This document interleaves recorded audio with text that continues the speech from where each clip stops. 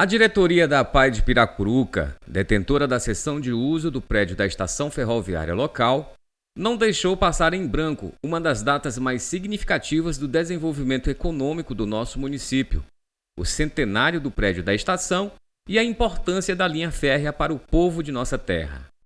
Sobre esta solenidade, que aconteceu nesse último sábado, 8 de julho, a diretora da APAE, Carminha Menezes, nos falou detalhes deste importante ato. GK, a gente programou comemorar o centenário da estação ferroviária, porque além de uma data importante, né, você manter 100 anos essa estrutura e manter uma memória viva, uma memória afetiva para muita gente, muitas pessoas descendentes de homens que trabalharam aqui, inclusive que estão aqui presentes, vivenciando o momento e até se emocionando. A gente considera importante, além de considerar importante, a preservação e o cuidado com o patrimônio histórico que é a estação ferroviária, que hoje está sob cuidado da APAE e eu, como diretora da APAE, não poderia deixar passar essa data em branco, né? Hoje ela funciona como ponto de cultura da APAE de Piracuruca. O ponto de cultura hoje talvez seja um dos alicerces para que vocês consigam realmente preservar esse prédio histórico e como é que o prédio fica à disposição da população piracuruquense? Sim, inclusive a gente, através da APAE, né, com emenda parlamentar que a APAE recebeu o ano passado, nós conseguimos destinar um pouco para a pintura, a limpeza do prédio, exatamente por estar sendo um ponto de cultura da APAE de Piracuruca.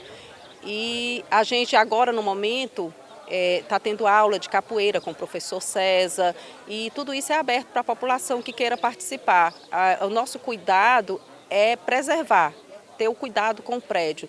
Mas agora, recentemente, nós teremos cursos gratuitos para a população, que nós vamos abrir não só para famílias da APAE, mas para a comunidade em geral, e que vai ser realizada agora, recentemente. Acredito que até agosto esteja sendo colocado em prática esse nosso projeto, que é Cultura Viva, conseguimos através do Ministério da Cultura.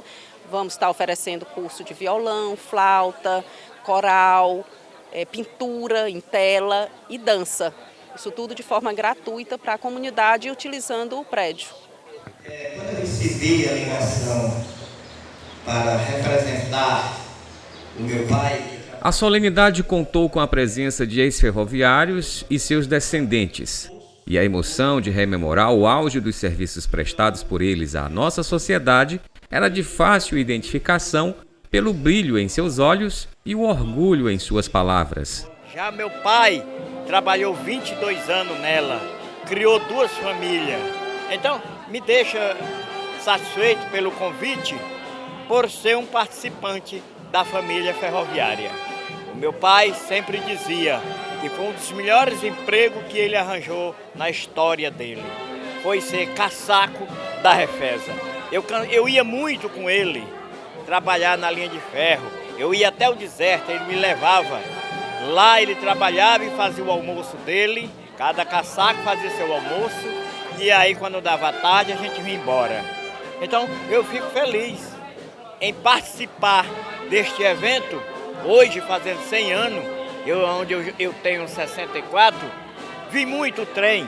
Andei de Maria Fumaça, andei de tróleo, andei do carrinho de linha e andei naquela outra locomotiva que era diesel, que foi a última que rodou aqui nos meados lá de 70, né, de 80, eu andei nela. Então, é muito importante, GK, que as pessoas reflita o que foi a Refesa na nossa Piracuruca. A APAE recebeu a cessão do DENIT em 2009. Né? Quem na época era o presidente era a Dona Aide. A Dona Aide ela se afastou para Fortaleza, retornou, mas deixou a incumbência para nós. Né? E aí nós corremos atrás para poder revitalizar o prédio. Devido à pandemia, o prédio teve um afastamento natural, né, das atividades culturais e aí ele acabou se deteriorando. Nós conseguimos uma emenda do senador Elmano Ferro, na época, e revitalizamos. E com isso nós vamos retomar as atividades culturais. Né? E aí a gente procura fazer com que o prédio fique vivo para os piracuruquenses.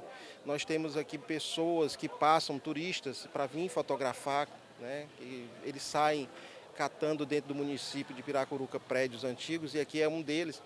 E fica aberto. O prédio aqui, nós temos o prazer de ceder para outras entidades, para que eles possam utilizar esse espaço. Porque quanto mais utilizar o espaço, mais visto, mais as pessoas querem preservar, que é essa a nossa intenção.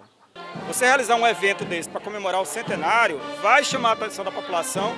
Isso aqui não é só simplesmente um amontoado de cimento, um prédio como outro qualquer. Isso aqui simboliza um momento de grande prosperidade para a cidade, que durante 70 anos serviu para a passagem do trem, né, e alavancou Piracuruca. Esse monte de prédio bonito que você na cidade hoje, né, prédios históricos, foi construído a partir do movimento do trem, do dinheiro que entrava aqui, certo? E outra coisa que me deixou muito contente hoje, super feliz, que eu não imaginava que eu ia encontrar aqui, os descendentes dos caçacos, dos maquinistas, dos operários que trabalharam na estrada de ferro.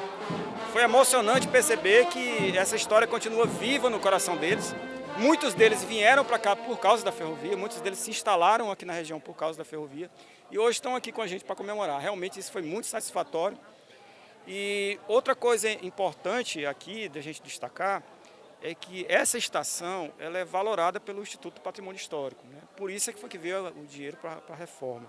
Agora não é só ela aqui em Piracuruca. Nós temos a esplanada da estação, que hoje, infelizmente, não existe mais. Nós não temos mais a caixa d'água, nós não temos mais o curral, não temos mais a casa do maquinista, a casa dos caçacos, que era por aqui, certo? O poço nós não temos mais, já foi destruído. Restou a estação. Então, que a estação seja mantida, diferentemente de uma outra estaçãozinha que a gente tem aqui em Piracuruca, que é a estação do deserto, que assim, eu tenho ido lá e tenho visto o total abandono que está a estação do deserto. Diferentemente dessa, a estação do deserto ela não é valorada, ou seja, não há como vir recurso do IFAM para poder restaurar. Tem que ser algum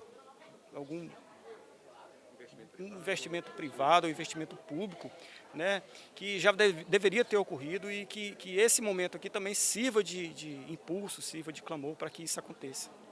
Na sua palestra você falou que esse empoderamento do conhecimento da nossa história com relação à estação abre um leque não só para a sociedade, mas também para os gestores públicos de ver isso aqui como uma oportunidade de garantir o desenvolvimento do município. Sim, como eu falei, a estação ela é estrategicamente construída no início do centro, começo da esplanada.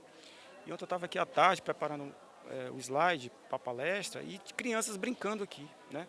Por que essas crianças estão brincando aqui? Tem alguma coisa contra? Absolutamente. Elas têm que estar brincando mesmo. Mas por que elas estão aqui? Porque aqui perto não tem uma quadra, aqui perto não tem um parquinho.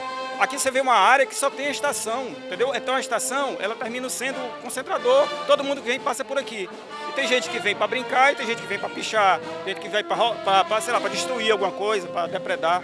Então aqui deveria ser um ponto de cultura, aqui deveria ser, ter mais a infraestrutura de cultura, como um parque, como quadras, pista de skate, nesse entorno aqui, né? Eu acho extremamente importante que os gestores públicos de Piracuruca observem para esse lugar da cidade, né, que é um lugar importante, mas que a gente vê que não recebe a atenção devida.